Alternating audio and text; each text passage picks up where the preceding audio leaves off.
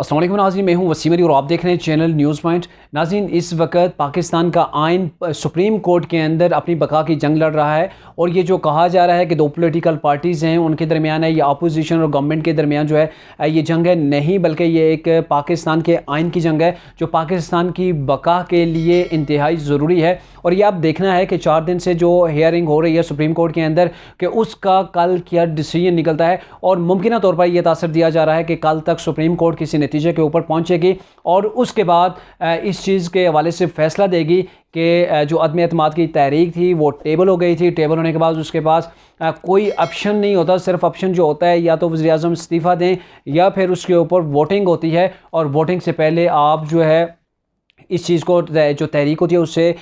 आइन की रूह से उसे आप मुस्तरद नहीं कर सकते। सिर्फ जो है उसके बाद वोटिंग होना मस्ट होती है या फिर वज़ीर आज़म जो है वो इस्तीफ़ा दे सकता है। ये दोनों चीज़ें जो है वो मस्ट होती हैं, लेकिन यहाँ पर ना तो वोटिंग हुई, ना ही प्राइम मिनिस्टर ने इस्तीफ़ा दिया और डायरेक्टली तौर पर इस चीज़ को बिना सुने बिना जो है वो अपोजिशन जो इस वक्त की है वो गवर्नमेंट से ज़्यादा उनके पास मेजॉरिटी है। जो पार्लियामेंट के अंदर मेजॉरिटी थी वो अभी अपोजिशन के पास थी, PDM के पास थी और उनसे इसके हवाले से कोई पूछा नहीं गया। जो गद्दारी का उनके ऊपर जो क्लेम किया गया कि आप गद्दार वतन हैं, आपने पाकिस्तान के अंदर पाकिस्तान के प्राइम मिनिस्टर को गिराने के लिए बैरूनी ताकतों का सहारा लिया, तो ये चीज़ें सारी जो हैं बिना किसी सबूत के, बिना प्रूफ के, बिना तहकीकात के उनके सर पर थोप दी गई और इस अदम एतमाद की तहरीक को जो है वो मुस्तरद कर दिया गया डिप्टी स्पीकर ऑफ पाकिस्तान की जानिब से।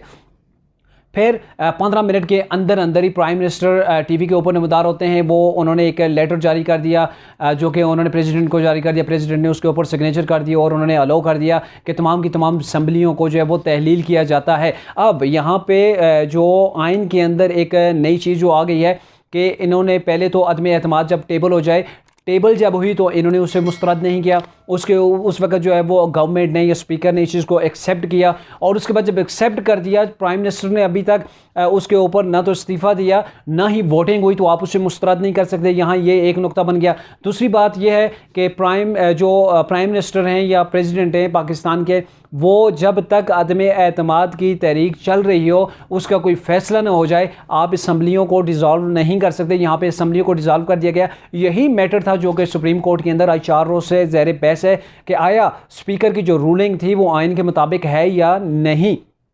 और यहाँ मामला सिर्फ यहाँ पर ही नहीं रुका हुआ, पंजाब असम्बली के अंदर 3 तारीख को यही इजलास जो था वहाँ पे CM शिप के लिए था, CM की वोटिंग होने जा रही थी, वहाँ पर भी तनाज़ा हुआ, वहाँ पर भी उस इजलास को जो मुखर कर दिया गया। 3 अप्रैल तक 6 अप्रैल को दोबारा से वोटिंग थी, लेकिन आज 6 अप्रैल को डिप्टी स्पीकर पंजाब असम्बली ने ये जो है वो नोटिफिकेशन जारी किया अपने सिग्नेचर के साथ कि आज रात 7:30 पर इसके हवाले से वोटिंग होगी। लेकिन दूसरी तरफ तहरीक इंसाफ की गवर्नमेंट है या उनके इत्तेहादी कॉफ लीग है, उनकी वहाँ पे वो उन्होंने एक अपनी जो है वो एक कमांड रखी हुई है। वहाँ पे उन्होंने ये सिस्टम जारी किया हुआ कि वहाँ पर कोई भी जा नहीं सकता। जब तक कि मैं व्लॉग रिकॉर्ड कर रहा हूँ उस वक्त तक पंजाब असम्बली के अंदर कोई भी नहीं जा सकता। वहाँ पर खड़दार तारें लगाई दी जा रही हैं, वहाँ के गेट जो है वो बंद किए हुए हैं और कहा यह जा रहा है कि जो इसके वाले से जो वोटिंग होगी, वोटिंग जो है वो 16 अप्रैल को होगी। अब चूंकि जब तक ये वाज़ेह तासर है कि PDM की वहाँ पे मेजॉरिटी है पंजाब असम्बली के अंदर और लग ये रहा है कि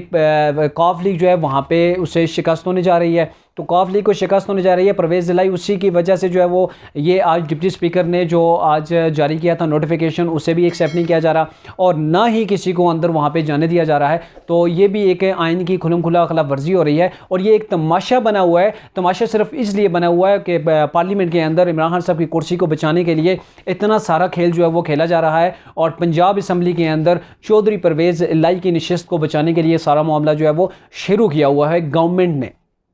अब चूंकि ये आइन की बका का मामला है, अगर इस बार आइन की बका ख़तरे में पड़ जाती है तो आइंदा हमेशा से यही चीज़ होती रहेगी और जो अवाम है, अवाम का इस चीज़ के ऊपर से यकीन जो है वो ख़त्म हो जाएगा कि पाकिस्तान के अंदर जिसकी लाठी है उसी की भैंस है, जो मर्ज़ी ये करता फिरे उसे कोई रोकने वाला नहीं। या फिर कोई भी next prime minister of Pakistan होगा उसके खिलाफ अदम एतमाद जो है वो टेबल ही नहीं हो सकेगी। ऐसे ही स्पीकर कोई भी रूलिंग देकर जो है उसे खारिज कर देगा या किसी को भी गद्दारी का फतवा दिया जा सकता है। अब चूंकि जो पाकिस्तान के गद्दार हैं यानी कि जिसे गद्दार वतन कहा गया, उनकी तादाद जो है 197 है जो कि मेजॉरिटी के अंदर है। अब उन्हें भी चाहिए कि आप पाकिस्तान की आवाम को रिप्रेजेंट कर रहे हैं, आप पाकिस्तान के अंदर से लाखों वोट लेकर आप गए हुए हैं जी पार्लियामेंट के अंदर।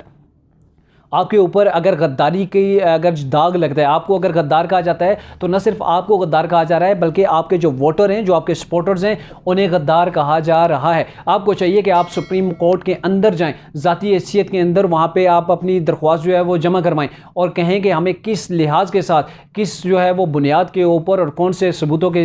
बिना पर हमें जो है वो गद्दार वतन कहा जा रहा है, और इसके हवाले से आप अपने अपने केस जो है वो फाइल करें सुप्रीम कोर्ट के अंदर। यहाँ अगर आप बैठ जाते हैं, आप कहते हैं जी अभी रमज़ान है, हम किसी को जो है वो इसके हवाले से प्रोटेस्ट नहीं कर सकते, कुछ भी नहीं कर सकते। अगर आप इस चीज़ को पुरअमन ही सॉल्व करना चाहते हैं तो आप ज़ाती हैसियत में जा सकते हैं। आपकी तादाद 196 197 है। आप अगर बैठ जाते हैं, आप देखते हैं जी सुप्रीम कोर्ट के अंदर जो ऑलरेडी केस चल रहा है वही उससे देखते हैं, तो ऐसे देर भी हो सकती है, कानूनी प्रोसेस है, पेचीदगियाँ हैं, इसके अंदर काफ़ी टाइम भी लग सकता है। लेकिन आपको ज़ाती हैसियत में चूँकि आपको गद्दार कहा गया है, आपके ऊपर जो है वो गद्दारी की स्याही फेंक दी गई है। अब आपको ये चीज़ प्रूव करनी है कि आप गद्दार नहीं हैं। आपने जाके सुप्रीम कोर्ट के अंदर जो है वो पेश होना है, और जब आप पेश होंगे सुप्रीम कोर्ट, आप सबको जब इसके हवाले से सुनवाई होगी, तो नेक्स्ट किसी शख्स के अंदर ये ज़रूरत नहीं होगी कि वो पाकिस्तान के किसी शहरी को, पाकिस्तान के अंदर से लाखों शहरियों के वोट हासिल करके पार्लियामेंट के अंदर पहुंचने वाले को कोई भी गद्दार कह सके।